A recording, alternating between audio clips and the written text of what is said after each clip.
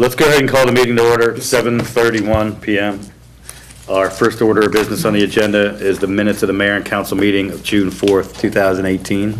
I will move to approve the council meeting of June 4th, 2018. I was wondering about the public hearing on the budget, that's June 4th. Oh, And also the constant yield tax rate. Did we approve those? sorry, yes, we can. I forgot to add them. Oh, okay.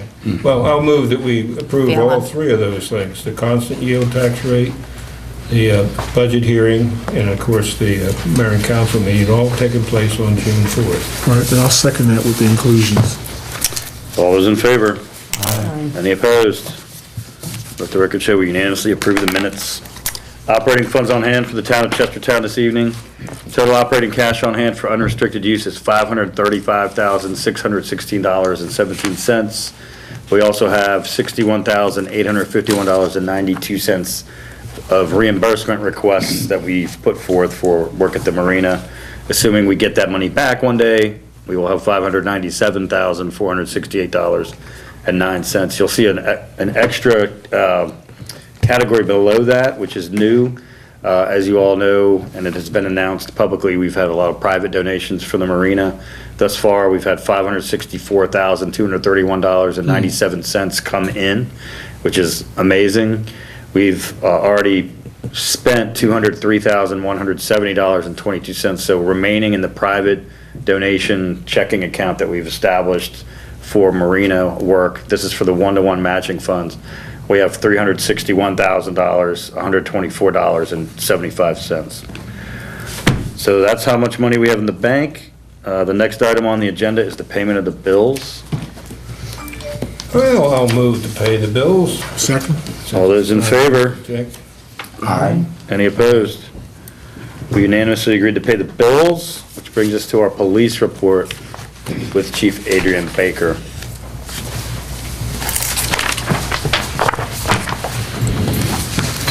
Good evening, Mayor and Council. I would like to review the police statistics for May 2018. And breaking our hours down, we had 464 for administration, that was 19%. We had 256 for criminal investigations, that was 10. Our accident investigations were 11 hours with 1%. Vehicle patrol was 894 hours with that was 36%. Our foot patrol was 256, that was 11%. Our training was 63 hours, 3%. Our court time was 11 hours at 1%. Our overtime was 208 at 8%. Breaking down the overtime with the little pie chart there, our shift coverage was 131 hours, 54 and a half for special events. They included the parades for Memorial Day, the Tea Party, and associated things around the holiday. We had 11 hours on training and we had 9.5 on court. We made 15 adult arrests in the month of May, and that resulted in 40 separate charges. Breaking them down, we had 14 that were traffic-related, 8 were CDS. We had 6 assaults, 4 thefts, 3 FTAs. We had 2 failures to obey, and 1 each for disorderly, disturbing the peace, and MDOP, and it's malicious destruction. There was no DWI arrest either. Not this month, no, sir. Yeah, that's surprising for the holiday. Yes, yeah. I mean, I really do see personally a lot of people having designated drivers and that stuff. Unfortunately, our statistics still reflect that people are drinking and driving, but I think generally there is a better mindset that it's not the right thing to do. I agree. Plus, many times you get the older drivers because they're ingrained, but the young people seem to know that you better have somebody drive you. Having 2 college daughters, that's kind of the way that they've grown up and don't know different, and that's a good thing. So anyway, our Part 1, and we had no juvenile arrests. Our Part 1 offenses, we had 6, we cleared 5 by arrest, 1 by exception. Our Part 2 offenses, we had 13, we cleared 11 by arrest and 2 by exception. We had 41 vehicle citations, 233 warnings, and 252 for red speed. Our busiest day of the week was really close as far as Tuesday, Wednesday, and Thursday. They were pretty much the same. Our busiest times were 4 to 5 in the afternoon, and then 9 to 10 in the evening. I wanted to say a couple things about Tea Party, and we're gonna bring this to the Tea Party committee's attention. In general, I think it went very well, and I thank the rest of the town employees for making it happen. We had some complaints about parking, and I don't know there was really nothing different than the last, 20, however many years, but for whatever reason, it seemed that some residents were concerned about parking. So we took all those concerns, and again, it'll be presented at the Tea Party. So I don't know if you've heard any complaints, but it's not a big deal, and there's certainly a solution, but that's something that the police and the community are working on. What was the concern, parking in front of their houses? Or? Well, yes, so residents are asked to move, like, for example, Friday night, we had I guess you call it a block party or something downtown, and some of the residents are asked to move, and the reason is, and maybe just if we explained it better, that might be the solution, but they're asked to move because the vendors can potentially come in the evening before to do some preliminary setup, and then we had this block party event, and some people attending that came down and short-term parked there, and the residents were like, how come I had to move and then somebody parked here for an hour? So again, it's just something that we'll work out. And I'll leave you with, I'm fortunate that I have contact with the public either by phone or sometimes they stop by. And not only do they make complaints, but they also bring compliments. And one that I thought was kind of entertaining, a woman called me, by her voice, an elderly woman called me and explained an unfortunate circumstance where she was on the Beltway and somehow collided with the Jersey wall and done some damage to her car and her door while returning back to Chestertown from grocery shopping. I'm not sure why she was over there, but anyway, she took care of the business over there, got back in her car, returned to Chestertown, and by driving somehow found that she was unable to get out of her car. And she couldn't climb over, wasn't able to climb over the console, so she thought, I'll call the police. So she did, and two of my officers responded, and she just wanted to thank me for their courtesy and for them coming, and she said, and they even took my groceries in. Did they pull her out the window, or did they get the door No, so open? they were able to get the door open. Oh, okay. I do have one other question, separate but related. I'm sure you don't keep statistics on it, but do we have any sense as to how much time the sheriff and sheriff's deputies spend in Chestertown? I don't have that statistic. Do you have a sense of it? Do you see them on a regular basis? Do you?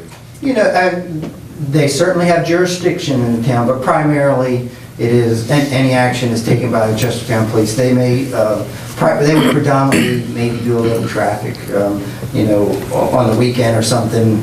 When you're riding around the county, the busiest place to come is Chestertown. So, but if you're asking me for like a percentage of their time, I don't know what that is, but I would say it's not a lot. Minimal. Yes, sir. And the state police also patrol Chestertown, so you may see them sometimes. Okay? Chief, before you go, I just want to, even though I didn't sit in on your session, I do want to commend you for your presentation that you gave at the MLML convention in Ocean City. And maybe if you could take a second to share with us what it was that you talked about. I appreciate that, and that was a bold assumption on your part. So I was asked by MML to participate on a panel discussion about crisis intervention and situations, and I was humbled to be on that panel with Chief Dave Mitchell, who's presently the Chief of University of Maryland. He's formerly the Chief of Maryland State Police and formerly the Chief of Prince George's County Police, and he was also the Homeland Security Director in Delaware. And then Kevin Simmons, who is a Deputy Fire Chief in Annapolis. And so both of those people could just keep flipping up on the PowerPoint. And here's a protest that we had in September. Here's one that we had in October. Here's a riot that we had. And so when they were all done and there was a blank screen, I said, here's a riot in Chestertown. But the point was, and we certainly have had demonstrations, and we certainly do have people that call Bill about like, hey, I want to do this in Fountain Park or whatever. And so my contribution was, what does a little town do and how do we prepare?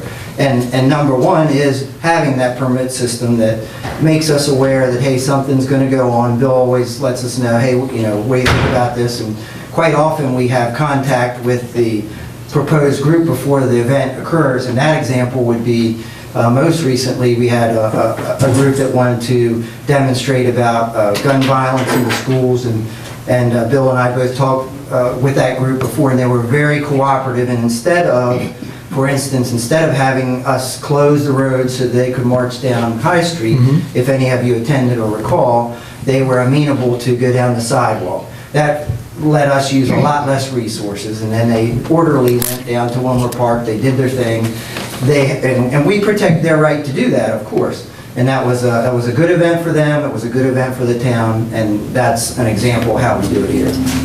Okay? Yes, sir. Thank you. Have a good night. All right, thanks, Chief. All right, our next item is a report from the Recreation Commission. Amy Meeks. Good evening. Good evening. How are you? How are you? Good. My name is Amy Meeks. I'm the chairperson for the Chestertown Recreation Commission. I have some other members with me here tonight, Jim Bodman and Harold Somerville. This is my first year as chairperson, and so I wanted to just talk to the council a little bit about some highlights that we did this year, or some highlights that we had this year. The first highlight was that we added 3 new members. When I started, we only had, I want to say, 4 active members, and it's kind of hard to do things with only 4 members coming to our meetings every night. So it was nice to have the extra members. We also had a partnership with Kent County Health Department. One of the events included an event around Halloween. It was called Hallow Teen, and we sponsored a movie through the Rec Commission. It was well attended. I didn't personally go, but Rebecca from the Health Department said that it was well attended. The second event that we did was we helped with their egg hunt event around Easter, and we helped with bunny headbands. It was a craft. They had over 800 participants attend that event, so. Was that in Wilmer Park? Yes. Yeah. Yes. Yeah, that was well attended It for was sure. very well attended. Another partnership we did was with the library. We had 2 game nights held in the library. The library is offering board games to check out now with their library card, and so the Rec Commission owns board games, and so the library also purchased board games. And so we just offered those for family members to come in and play. And we had a pretty good team showing, and they played a lot of new games, so I thought that that was great. We also did a family paint night at the library.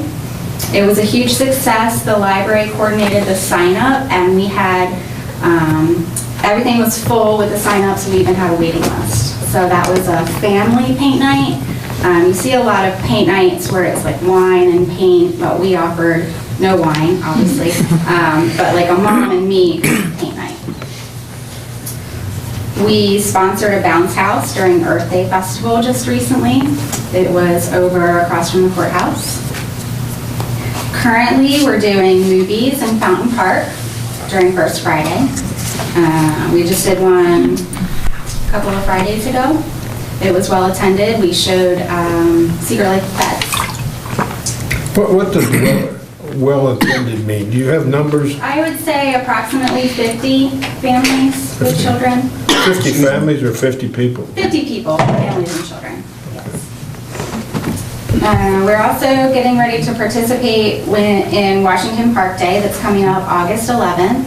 We are going to sponsor a movie and also a bounce house. We are very excited about the grant that just came through with Washington Park. Their Parks and Playground grant. That the funds were approved to improve the walking trail and their play area, and also resurface the basketball court. And so the remaining funds that we have available, we'd like to purchase a small swing set and put it over in Bailey Park.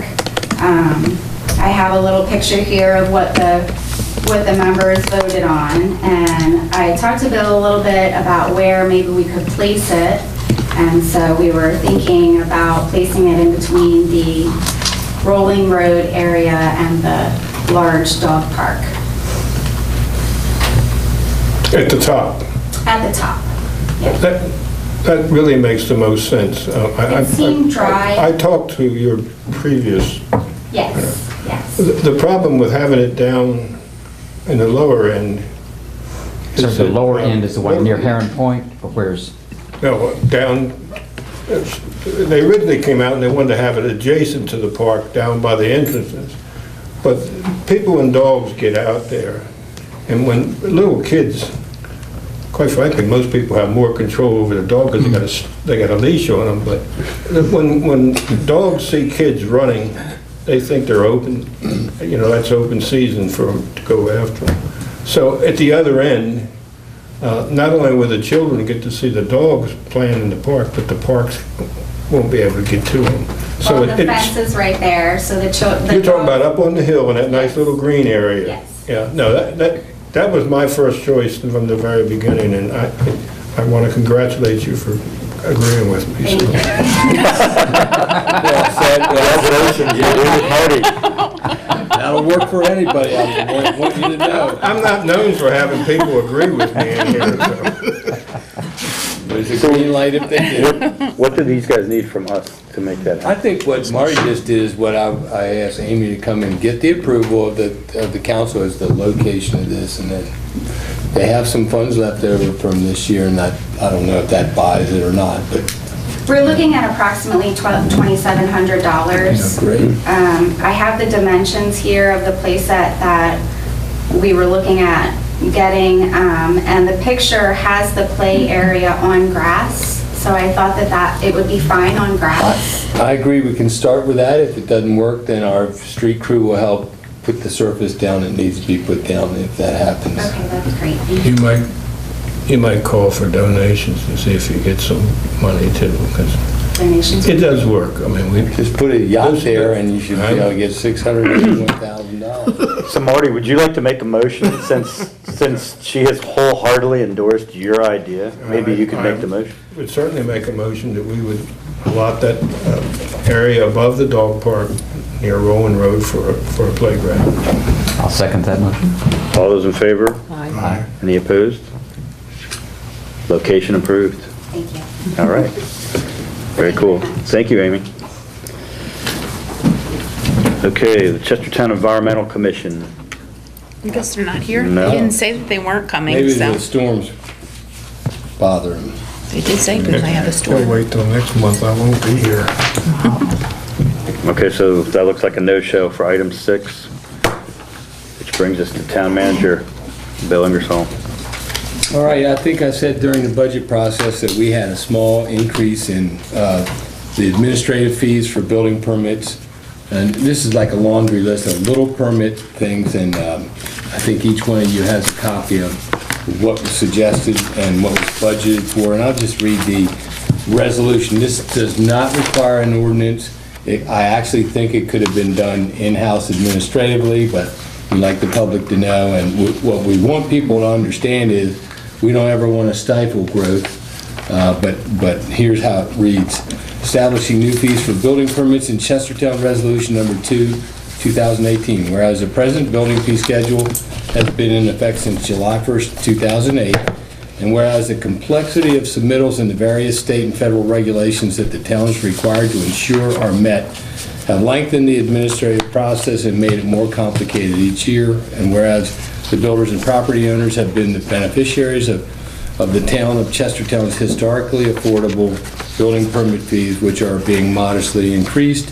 Be it therefore resolved that the mayor and council of Chestertown amend its fees for building permits in accordance with the attached schedule, become effective immediately on July 1st. The asterisks on 3,000 square feet and 10,000 square feet, Yeah. why are they there? I don't know why that didn't show up on the bottom of the page. It was supposed to be on the bottom of the page. These fees are based on 50 cents per square foot. So after you hit the 3,000 mark, then it goes to 25 cents per square foot, just so that the We'll fees put don't get that- outrageous. we'll put that on. Yeah, I don't know why it's not there, but that's what it is. Okay, all right. Separate question. I mean, Yes. I have no objection in principle, but since I don't know what the previous Well- schedule was, can you give me some sense? I brought this out just because I thought someone like you might ask that Good, question. good. So I'm just gonna take a typical 1,000 square foot residence, okay? A long time ago, we decided not to ask people how much their house was gonna cost when they built it. That's what some jurisdictions do. They charge you based on how much your house is gonna cost. I think that encourages people to not tell the truth. I was going to So- say the same thing. For 20 or 30 years, we've been asking people to tell us the square footage of their house, and we've tried to make it, for modest houses, affordable. So for a 1,000 square foot house in the past, it was $500, which is incredibly low, and for the future, it will be $900. For our day-to-day permits, which have been $50 down at the bottom for fences, signs, little things that come in every day, we can barely handle them. Some sign permits take longer than people's house permits when they go through the Historic Commission, so they're up to 75. What Jen said is, we've reduced the fees when things get larger and larger. First of all, for a 3,000 square foot house in the past, it was $1,200 for the building permit, now it's $1,500. So basically, if you're building a house, there's going to be a fee. The larger it will cost more, but it gets reduced after you reach a certain threshold. Apartments have gone from for each apartment to $600. And there's another thing that's a lot of work. Fortunately for us, it's repeated by the number, but generally apartment projects are larger. They got to go through the planning process, they have parking lots, landscaping, and all the other things that stormwater management. It takes a while. It takes Jen a lot of time, it takes me a lot of time. So these are some of the examples. I still think if you match it to, even in Kent County, you'll find that these fees are reasonable. And we, as I said, I don't want anybody to say, I'm not building in Chestertown, I can't afford to build in Chestertown. So, especially when we have people who are going to build multiple apartment units like Dixon Valve is, and we respected that with our water and sewer hookup fees too. We did not raise the hookup fees to keep any momentum that we've gained going. So, this is just something that you need to do. It hadn't been done in 10 years, and we kept it modest. The baseline is probably up a little bit more, the 1,000 square foot house and above, but it doesn't really get huge after that. So do we need a motion for that? We need a motion. I'm going to do it by resolution rather than just administratively, so there's a record of it. I'll move to pass resolution 02218, establishing new fees for building permits in Chestertown. We'll second that. Okay, all those in favor? Aye. Any opposed? Don't Okay. we each sign one of these and then rotate them? Let's just circulate two of them, Yeah. one from either end, and we'll meet in the middle with the. Here you go. Here's the second one. signature. Marty can start. So the other thing I have to bring up, and the mayor is probably going to recuse himself on this one, is we have a kind of an exciting request to sell a piece of property that we declared excess in 2006. It's a 1.6 acre lot that's a remnant from us buying the train station from a defunct Penn Central corporation circa 1980. We've had this piece of property that's separated from the rest of Chestertown by the railroad tracks. It's basically, it's uplands, wetlands, and when we declared it excess in 2006, I wrote in the ordinance that we would offer it to the neighbor. At the time, the neighbor said, what would we want with that piece of property? And I said, well, it's only $5,000. And they said, well, what are you going to do with it? I said, I guess we're not going to do anything with it. We're certainly not going to sell it. So, but it's remained on our inventory of properties that we wanted to sell. And we received this really incredible request. And here's what Sultana says. I gave you a little history on it. We've owned it for decades now. Our intent in seeking to purchase this property is to combine it with adjoining 7.5 acre parcel currently owned by Washington College to create an educational wetlands preserve for use with our K-12 educational programs for Eastern Shore students. SEF, which is, it's the Sultana Educational Foundation, has secured a legally binding option from Washington College that gives the foundation a 12-month exclusive window to purchase this adjoining property. If the town of Chestertown is open to selling this property, SEF stands ready to move forward with the purchase of it at the earliest possible date. Thank you in advance for your consideration of this request. Please let me know if you have any other questions or additional information. Well, along with this came a really interesting plan, a comprehensive plan that they had Miles Barnard do. I think I've sent it to all the council people, certainly available to the press. That will have to go through the planning commission for that use, but it's an exciting thing. It's near their property. As far as the tax-free basis of it, right now, the remaining property is owned by Washington College. This 1.6 parcel is owned by us. It's not on the tax rolls. And I don't know when Stepney will be developed, but this certainly won't be in the way of that development, because this area was basically, would have been used for a storm drain area anyway, which is exactly what Sultana wants to do. So anyone who wants more information on that preserve, will get more.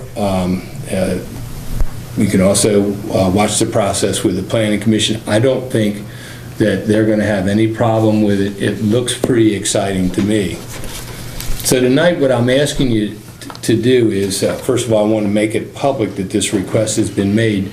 We cannot have an executive session on anything other than acquiring property, not selling property. So you can give me a nod as to you can vote on it or not to proceed with the process. This isn't like the final decision tonight.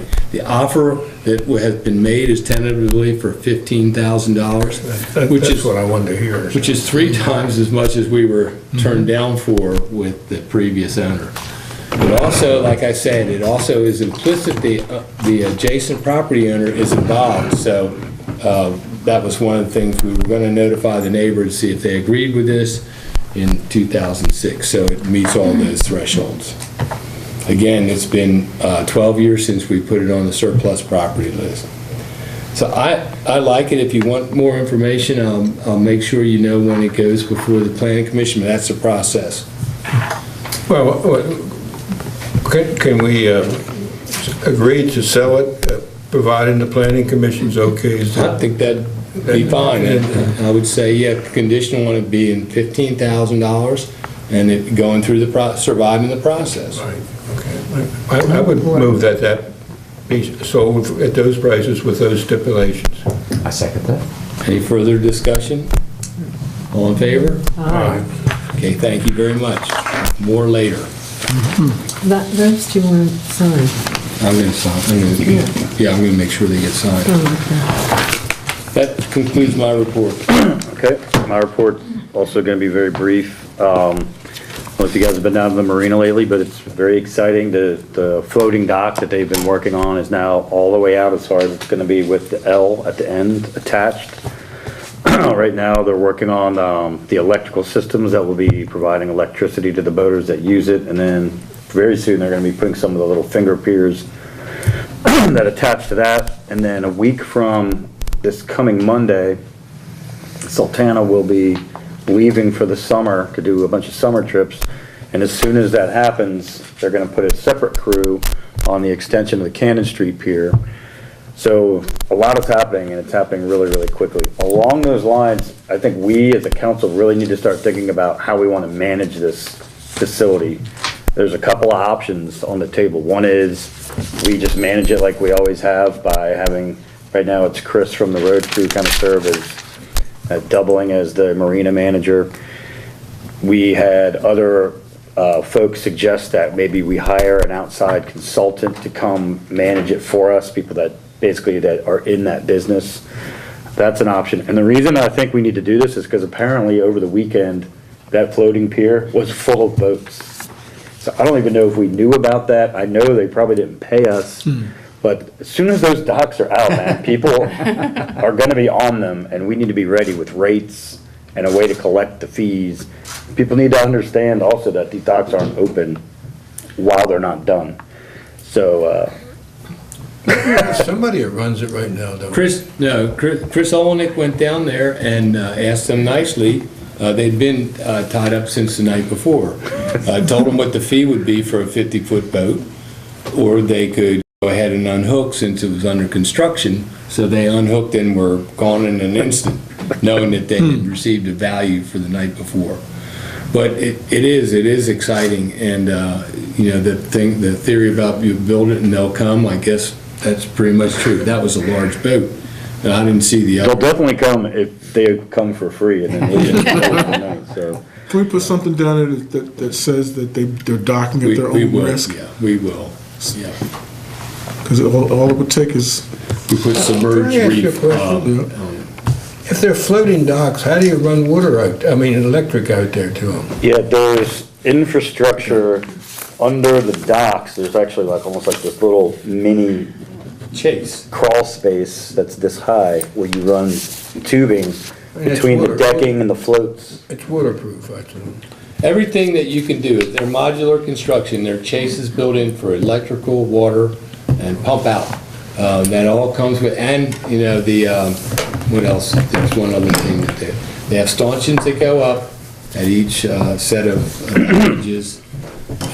You'll really be impressed in the end, but they've thought of everything in the modular construction, these things, so.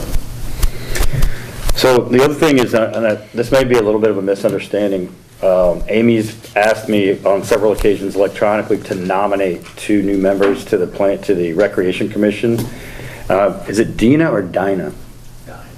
So the 2 members that she would like to add are Dinah Hicks and Harold Somerville. So I haven't officially done that yet, so I hope there wasn't any gray area there. But I would like to officially nominate those 2 as new members to the Recreation Commission. She has a little write-up about each one of these individuals that we will distribute. So usually the process is I nominate at a meeting, and then the council has between now and the next meeting to just kind of review the paperwork that you've submitted, see if they want more paperwork. Usually it's somewhat of a formality. There's only 2. We vote on it at the next meeting, so it will be official at our next meeting. But just want to set those wheels in motion. And That you, Harold? it's Mr. I've only Summers. talked to you on the phone and email. Man himself. Nice to see you. Yeah, we've always gotten along well on email, haven't we? Yes, sir. All right. and that concludes my report for the evening. So why don't we start over here with your ward tonight, Marty? Well, I'm glad the mayor was short with his remarks, because mine will probably take about 45 minutes. No, I'm just kidding. I did go to the conference on 10, 11, 12, and 13 in Ocean City. It was my 11th time I've been down there, so some of the sessions and things were kind of redundant to me, and I must say I didn't attend as many as I have in the past. But I will say that David worked the halls very hard, and he was every time I went there, he was coming out of one room or going in another one, so I'm sure he'll have a good report. But I was happy to be able to carry the flag in the opening ceremony, and I think that's kind of important to let the other towns know that we do exist, and we're part of that. And that's the 6th year I've done that, so. I did go to the small town session. I will go there every year in hopes that they'll come up with some solutions to our problems. It didn't happen again. But I thought this was going to be the year, Marty. You came home with the bacon. What I did find, though, is several of those small towns were so happy when they had a festival and had several hundred people show up. Yeah, right.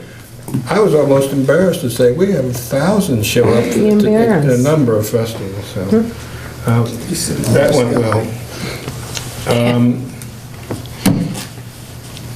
The weather could have been better. I didn't even get close to the beach. It was cold and wet, and I did get in a couple of bicycle rides, so that was decent. But you were cold when you went outside. Back home, I got another comments about my vote on the taxes, and I'm sure that the other council people got some comments too. Mine were all thumbs up, but I'm sure theirs was too, because people tend to want to come talk to you the way you voted and say, you know, I really do back you for what you did. So, but I didn't have anybody fussing at me about it anyway. I was glad to hear that. And I'm wearing my Oriole tie. I thought for a while You're a brave man. I was never going to get to wear it again. You know, like I said, I would wear it after they win on a Sunday, and I think they've only won 2 games this year on a Sunday. So after the meeting, and I'm really happy to announce this: the town bocce team, which is made up of members of the town council and their spouses and employees, are in first place on Thursday. All right. Unfortunately, there's 5 other teams that are that have the same record, win-loss record. We're ahead because we have more points. So this is like single elimination, our next game. We're either in or we're out because I can't imagine all 5 of the other teams losing. So I'm looking forward to Thursday night, and one of our star players is not going to be there. I'm going to be there. Oh, he's not there. The star player. I've pretty much been carrying this team. Well, I wouldn't go that far. I have a previous engagement I can't make this week, so. You were there the 2 we lost too, if you remember. So I know they're big-headed. Anyway, everything else seemed to be okay. At least my phone had about half a dozen calls, but none of them are really business calls. So I'm done with Ward 4. All right. I am so excited about Ward 3. I'm telling you. You always are. That's your job. We are the hotbed of Chestertown. Look, I keep hearing that. well, it's the truth. It's the truth, man. I've been on the council now 6 months. In 6 months, we've opened 3 new businesses. We've had 2 street festivals. We had a historic inclusion of Bethel Church as one of the National Music Festival performance sites. And we just had a great ribbon cutting ceremony at Jermaine's Sandwich Shop this last week with Jesse Colvin, the first district councilman, not councilman, but congressman, came to help us out and cut the ribbon, which was awesome. Also, I'd like to report that He's a candidate for well, we're going to make him. well, I know, but he didn't collect a check yet, and he's not got that job. So. Well, we're working on him, though. But then we go across the street to take pictures with Jesse, and the Chestertown Garage, who's informed me that they just got a certification to become a Napa Auto Care Center. So they're going to be coming to you, Bill, soon to talk about what permits they need to do, because from what I understand, they're part of the historical district, at least they think they are. But I'm just giving you a heads up, they're coming. It's already here. All right. We want to make that, try to do what we got to do to make that happen. And then after we left Chestertown Garage, we went around the corner to Bethel Church where we had a chat and chew and talk with Jesse, where he got to hear some of the concerns of the neighbors. So we are rolling in the 3rd Ward. Now, MML went to the convention as well, and one of the highlights there for me was this guy that spoke about the future. And what we need to do is start preparing ourselves for this aging population and this flat tax revenue that we seem to be dealing with here in Chestertown. And I'm going to be calling on, hopefully, well, this is what I'm hoping to do. Just like we had the police chief and Public Works come in and give us a monthly report, I would like to see Planning Commission, the Historical Commission, and Economic Development come and make a report to us on a regular basis to let us know what's going on and what it is that we need to do to be prepared to help make this thing happen and move forward for the future. In my opinion, those are the 3 commissions that affect the quality of life of the residents of Chestertown. And I think we get the minutes. It's good to go online and be able to pull the minutes, but it's something about public testimony that makes it more credible. So I would like, I don't know what we have to do to make that happen as well, but to have those 3 particular commissions in particular come in and report to us and let us know what's going on. So we're not making decisions and approving things on the back end, but that we're included in the planning part of any decision-making that goes on. What else do I have here?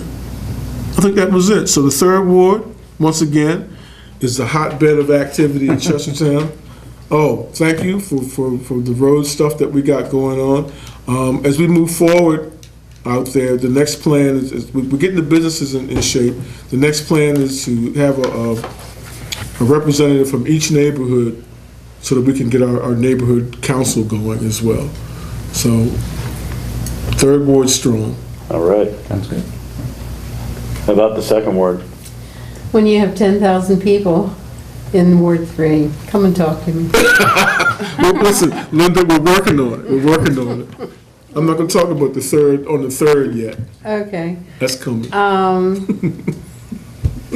I had requested that Main Street come and talk to us about the signage grant and the facade grant. Are you going to do part of the comments and questions? Are you going to do? Yeah, I mean, I didn't know if I was officially on the agenda, but I'm happy to. Okay, well, sum up where anyway. we are on the Yeah. side grant now. I would like to hear about that after we get finished. I have been procrastinating with the farmer's market contract, but it's turned out to be okay because we've had some things come up that needed, even the draft is obsolete now. So we've had some issues come to light because Owen isn't there, but we're going to be able to manage everything. And so I'm seriously working on a map and a new contract that I'm going to let everybody look over, make sure we haven't missed anything. I don't know whether the bee issue was taken care of down in Fountain Park, but the meters that have the bags on them still are susceptible for bees' nests. And we noticed that on Saturday morning, so just be careful if you're down at Shouldn't be the park. stealing that money anyway. There's people going up there seeing if there's still any money left. No, I don't think so. We had the Tea Party Festival wrap-up meeting last Wednesday, and like Chief said, we did have some issues this year. Actually, this was the 42nd or 43rd year of the Tea Party Festival, and every year something comes up, but we're able to handle it and make improvements for the next year. I did have a concern from the Historic District Commission that the new appointment wasn't known to everybody on the commission. So I don't know how that works, or they didn't get a copy of the resume, so. They wouldn't. We never have done that. The mayor and council appoints. I know, but I Yeah. mean, they didn't, some of the people didn't even know there was an appointment to fill the vacant seat, so. Even when that person was sitting in the chair? Well, no, he was away. He wasn't gonna say, away. didn't they He come to a wasn't at- meeting? No, he was No. away. He wasn't at the first meeting. But I don't After his appointment. Disappointed do they that. didn't meet. So, anyway, Well, I think we'll work that through the chairman. Yeah, I guess, I yeah. did tell Alexa via email. okay, if Music in the Park gets funding from the town, I would like for the email that comes out to say, to give the town credit for helping to fund Music in the Park. And I got an email, I don't know who else got it, but it didn't mention any funding, so we'll have to wait and see, but that could be taken care of. I was at the Acme Saturday morning, and when I came out, I noticed a tag on a black truck from Oklahoma. And then I looked, and then there was a tag from New York, and one from Virginia, one from New Jersey, and one from Pennsylvania. Just a play on words. It looks to me like we're going to have a convention of states, but it just, where do these people come from? They drive all the way from Oklahoma. That and- Acme is really popular. I know, Since I they've know. expanded, it's just, But I have never noticed that's 1, 2, 3, 4, 5 different tags on vehicles. And it was like right in a row there. And it's like, you Music know. festival. Might have been music festival. Yeah, music. Probably might have was. been. Music festival, I think. But Oklahoma and, Well, you there's know, Yeah. They come from all, Texas. they, There was one from international. when they all have to Doesn't take eat, so much I for a guess they baby went to the festival. Acme, but, that kind of really, really caught my eye Saturday morning. So, farmer's market's open in full swing. All right. Okay. Hey, before you get into it, I want to mention, Excuse me. I did attend a booth. I went 2 days because the person made homemade cookies and give them out for people who come in. So Kay was there. And They were good cookies. there was a big line, and that's right, and a lot of cookies were eaten. Free so. cookies. That was the only booth that was giving homemade cookies away, I can tell you that. I did have another town's mayor ask me for the recipes. I think it's going to have some good. What town was it? Chestertown. Chestertown. What Oh, town was it? you did Yeah, it? the cookies. Oh, I didn't realize. Wow. All right, Dave, what do you got, David? Okay, last year, I was sitting up back here in the audience, and Chris Sereno talked about something called the tax differential. And I was embarrassed. I had property in town for 20 years, and I had never, ever heard of the tax differential. Then as we got into the budget season, Bill did a good job of showing what impact that had on us for not getting a benefit of the tax differential. And then at the MML conference, I think the highlight for me, there were some good presentations, but the opportunity to talk with people from, you know, municipalities all over the state. And kind of confirmed what we should have known, is that not only do almost every other municipality in the state receive some form of tax differential or rebate, but those differentials have grown by 60% over the last 10 years. Then you come home to Kent County. What happened to ours? It decreased by 100% in that same time. There are only 3 counties in the state that have municipalities that don't provide a tax differential or tax rebate of some form. And I'm still struggling to find out why. What is the problem? I've asked our county commissioners, and they've kind of mumbled, oh, we don't have the money. How is it all these other counties can do this? I talked with Brian Siegel, who is the president-elect of MML, about this, and he encouraged me to write a request for them to consider that as an issue that they would lobby on in Annapolis, and they did a very good job with the highway user issue. I would like to suggest that we do that. Bill, you've said that we've tried it once before. It's getting some more attention because, as you may know, Ocean City has sued Wacomico over this issue. Not sure yet how that's going to come out. But today I was on the phone with the Legislative Research Service in Annapolis, and they were quite helpful, and they've set up a meeting for me to talk with them and ask further questions on it. And so if there's no objections, I'd like to suggest that we go ahead and submit that. I'd like to get sense from other people. I think many of you have had a chance to read some of the information I shared around. I'm not sure quite what we have to lose.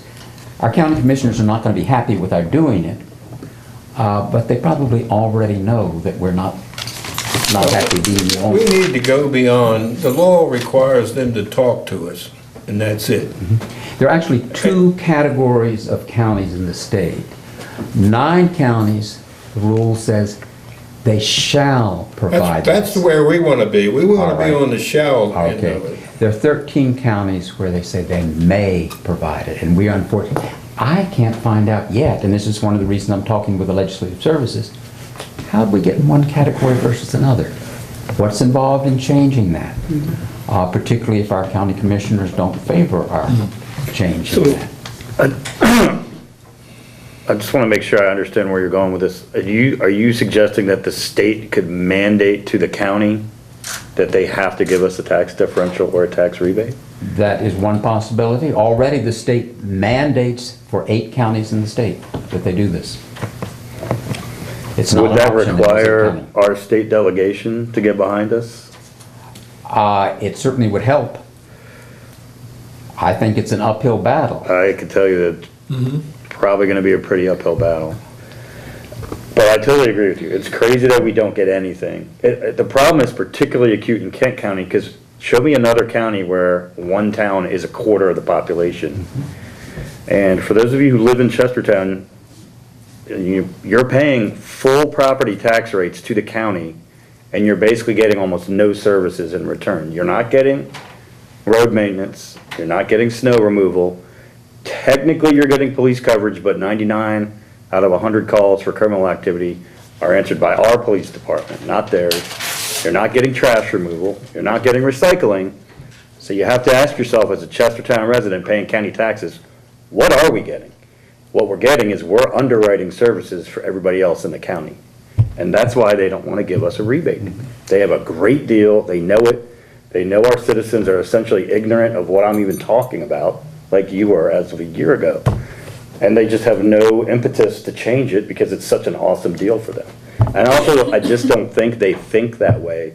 Like, part of their job is to help the towns. Well, it's It's not just never just to seemed help like- the towns, but I've talked with Jamie, and majority of our small businesses are in the towns. You're preaching to the choir, I'm just telling you. I know, but it's both an equity issue and it's also an economic development issue. They're putting the highest taxes on the areas where those small businesses are located and where they're incubated. How they can argue that, we're trying to help economic growth, we're trying to help small business, and yet they're penalizing the very areas where those businesses are. So anyway, I think it's worth a shot. It may not work. Who knows, we may have different county commissioners at some point. Well, I went to the forum, and one of the commissioners presented, well, we've just put all this money into high-speed internet, which I'm not seeing the advantages of it yet. It was supposed to be up and running before the Tea Party Festival, and everybody was having just as many problems at the festival as they had before. And the second issue that's thrown up is the police department. Well, I don't consider the police department an issue. Like I said before, Chestertown Police Department covers the county. They cover other counties, and so it didn't take me very long to decide which commissioner candidate I was going to vote for because of their kind of smart answers and their educated answers. So, David, I'm still not really sure what you're requesting to do there. Well, Who would write the letter? Me? I can write it, anybody can write it, I just don't want to do it without, if I people just who want to make sure object- I understand what that means. So we Okay. submit a letter to who? To MML, and then MML has a research team and lobbying team and all of this. And if they agreed, would then seek out people who would propose it. It's not just for Kent County. There's already 13 counties fall under that may provide. So we're not alone in this. I would suggest that you write the letter and all of us sign it. That ought to have some. Wasn't there also a form from MMA? There is a to come form. out to- There's a to form. Ask them to introduce legislation Right, concerning. right, yeah. And, And so, in fact, I gave you the link, each of you the link to that form. Right, But I'll be glad to draft it, and then we really do need to send it in, I think, this month. good. And so try to do that. I just think it'd be more effective if we all sign it, including the mayor. Unless you don't want to sign I it. would say if you draft a letter, I'd be happy to sign it. I'm not particularly optimistic. I think I've made 4 direct pleas in person, and we kind of get the smile and wave treatment. And I don't have anybody behind me, like, bringing any momentum to my cause, because people are basically ignorant about what it even is. I think that's the biggest single issue. I was embarrassed that I hadn't heard, but I've talked to business people around town, I've talked to citizens who've been here for quite some time, and they say, what is a tax differential? They hadn't the slightest idea. Well, we've been Now, talking once about I it in talked about here. it, they were interested. We've been talking about it in here for 10 years, so if they ever read our minutes, they would have seen that, but am I not right? So the Ever two, since they took it away from us. the two ways that most counties in the state reimburse their municipalities for covering those services, like I mentioned, police, roads, in our case, big donation for fire even, trash, recycling, is they either lower the county tax rate in the municipality, which is a tax differential. So instead of paying $1.02 if you lived in Chestertown, you might pay 95 cents. You basically get a discount on your county taxes because they're not paying you in services like they do for the guy in Wharton or Goltz or Massey or Fairleigh. Or what the county used to do in Kent County is they would give us a rebate, which is a check written directly to the municipality. I think they called it a grant and aid. But it's basically a chunk of change that they give to you to acknowledge, hey, thanks for spending $3 million this last fiscal year on roads and police. That's $3 million we don't need to spend on a quarter of our population that you're taking care of. We know it's only 110 grand, but hey, for a town of our size, that's a couple roads that we could pave. They don't do that anymore. So we basically get the shaft. I mean, that's the bottom line. And we've said that to them directly, and they just, it is what it is at this point. But a letter, I mean, we might as well give it a shot. Does anyone know how we got into the second category? Again, there are two categories of towns. One, they shall, and the other, they I may. think we started in it, and I think the counties that you'll see that are sort of in it automatically are the big ones like Montgomery, Baltimore. I mean, I think it's almost like being an entitlement community in some grant things where those communities don't even have to apply for state funds and being discretionary like us. That's where the little ones, the little counties don't fall into that. I would suspect that's the way we started, just like that. Okay. And it takes a lot of clout to change it. It took a lot of clout to make those first 8 to be entitled to it. Okay. And it's millions and millions and millions of dollars for those counties. Which, that same thing that you were looking through has those numbers. Well, we could always send a copy of the letter to our representative in the state, Jacob. Jacob. Can we afford a public information campaign to educate?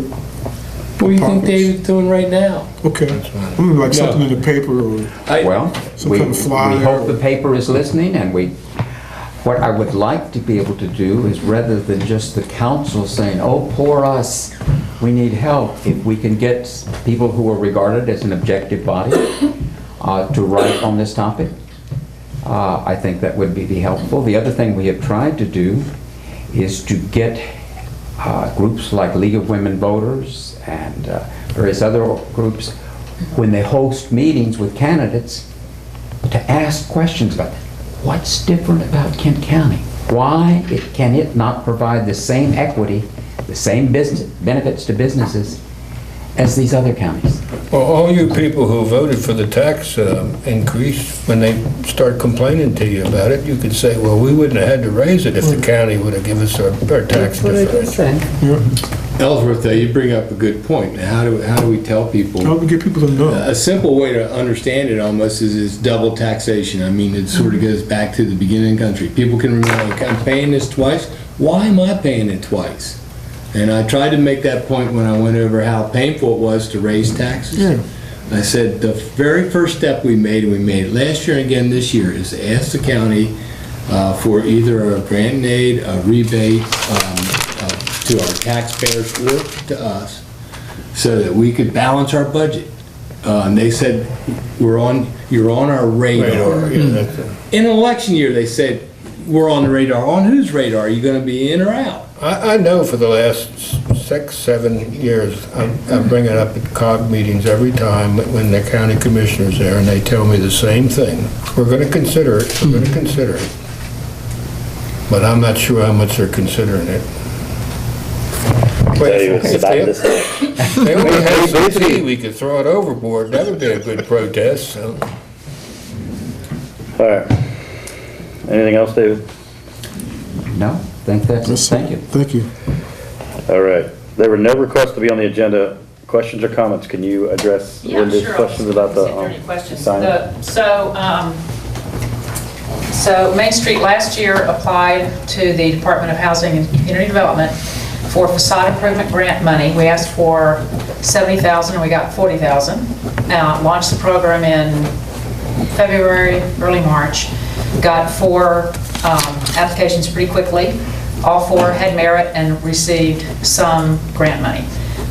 So the grant money is going to the refurbishment of the Taylor Lowry construction building, which is right across from the post office. They've already done a really nice job sprucing that up. It's got a little retail space on the right and their offices on the ground floor on the left. Peter Newland, Chesapeake Architects, and his wife Gail, owners of the historic former doctor's office on Park Row, at the other end of Park Row, also applied. He's got a huge project, so he applied just for help with the front porch. So his was the largest grant, like $15,000 is our match to him. And I should clarify that in the first year, just to get a little excitement for the program, we decided to make it a 60-40 match. So we're paying 60% of an improvement up to $20,000. It's going to go to 50-50 next year if we get more funding. So the other 2 are Jeff McGuire, who applied for just supplies, because he's doing all the work himself at the Play It Again Sam's building on Cross Street. And the 4th one is the Hoon Blitzer Law Office. They're just going to replace 2 second-floor windows with wooden, historically correct windows. So that's a minor one. We have an application in now for a building that wants to put awnings on, and I'm talking to another business downtown who might do a repair on his facade on High Street. So we're really happy about the way the program got launched. We're very confident that all the money will be gone. You have 2 years to spend the grant money, and ours is, going to be spent clearly in that 2-year period. This go around, we've asked for $100,000, and we'll see if we get anything, and hopefully we'll get, more. And can That's great. continue it. So, the economic studies show that just those sort of aesthetic improvements to a building will help the whole neighborhood. It'll help sales. It helps attract people down. It encourages other people to start sprucing up their facades. So we do think it'll have some ripple effects. So any questions about the facade improvement program? It is a reimbursement program, so it's not like we get a check and we hand it over to them. They have to say receipts and then come to us at the end of the project. All of their improvements have to go before the Maryland Historic Trust, so it's kind of a process that I get the packet, I send it to the trust, they have to go find, and then the owner can start the improvements. And then they save all the receipts and come to us when it's all over, and we basically reimburse them.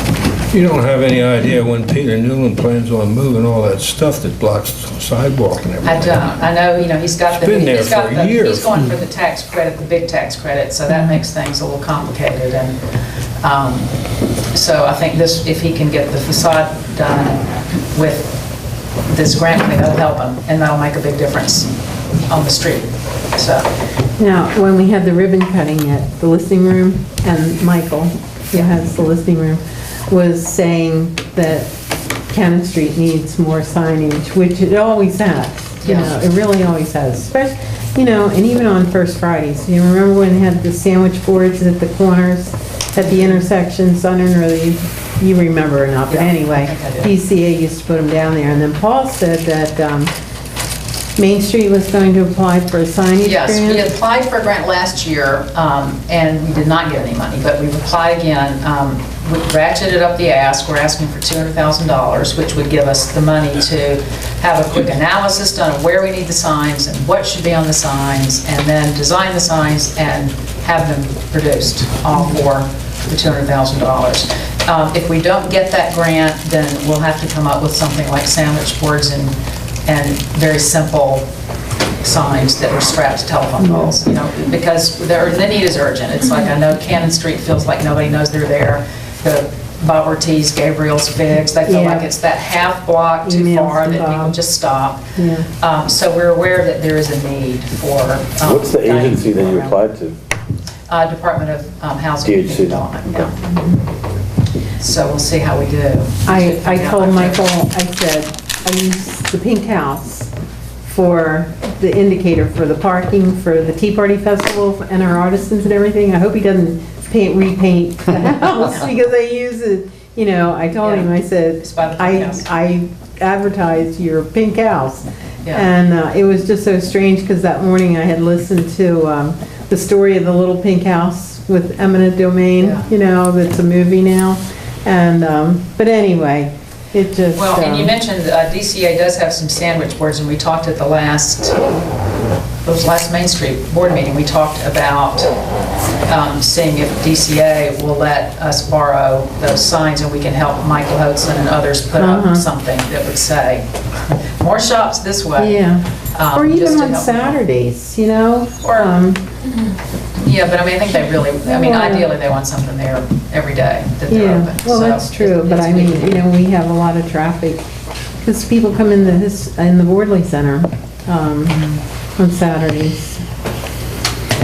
Any other questions? Hey, any word on the movie? They're working away. I think they're saying mid-July. I think they wanted to be open for Memorial Day, but they, you know, that didn't happen. And then 4th of July, but I don't know if that's going to happen. But they are working away, and they're starting to plan an opening, so.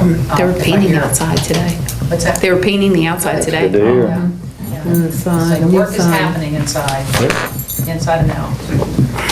Yeah, that's great news on the facade. It's been really neat to see the signage that you guys have and like people making that connection with Main Street, because that's great that program is bringing money Have into some money town. to share. No doubt. I have one more thing, this Okay. application for handicap parking on Mount Vernon. Yeah, so that's my Yes, call. it's Yeah. the mayor is, in the charter, it says the mayor is the only one who establishes handicap spaces. It's my ward, but you make the call, but I hope she realizes that the handicap spot doesn't have somebody's name on it. You know, I see, yeah. that's been an issue before on Queen So Street.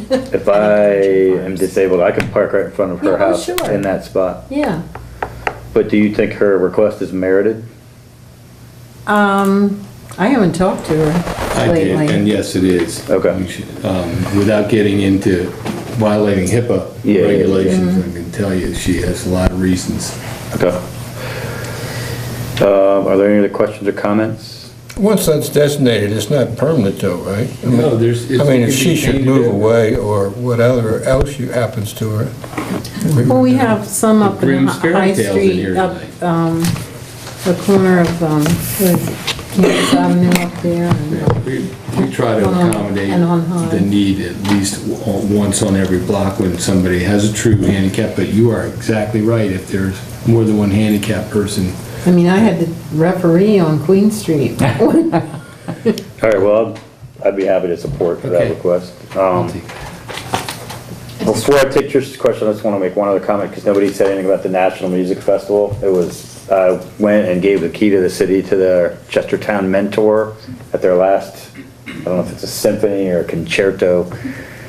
They draw a lot of people. Yes. That church has 250 people, plus like 100 musicians, and those people live here for 2 weeks. Yes. And there's like 100 families in town housing them. It's one of those subtle pulses of money into the community that lasts for longer than any other single event that we do, and it's pretty awesome, and the music is spectacular. Did you go to the concert at Bethel? So kudos to those guys, the board, their directors, but also like dozens of people that housed these kids for 2 weeks so that this is even possible. It's really a huge community effort to put that on, and it was very successful. I want to mention this passing. Yeah, also Michael Lawrence, who was really the first person to step up in a major way and contribute private funds to the marina, passed away on Sunday after a long battle with cancer. So our prayers out to his family. He made a $100,000 donation to the marina, which allowed us to finish some of the work in the marina basin, and it really inspired some of the more recent donations that we've gotten. So he lived out in the county, but he was a big fan of Chestertown, spent a lot of time here, supported a lot of the nonprofits here. So again, prayers to his family, and many, many thanks to all the contributions he made before his passing to us. And we're going to be seeing the benefits very soon. So I just Trish, wanted to ask for clarification on the vote about the surplus property. Did you vote? I did not vote, no. I don't know if maybe I should have said, I have to recuse myself from that completely. I thought it was implicit when I said that No, I you know, would not but be then, but I wasn't participating. sure. Okay. Okay. Didn't say it through the whole thing. Gotcha. Any other questions or comments? All right, is there a motion to adjourn? Move to adjourn. That was a quick one. All right. Second, we're out. I think that's true. All right, gentlemen, ladies.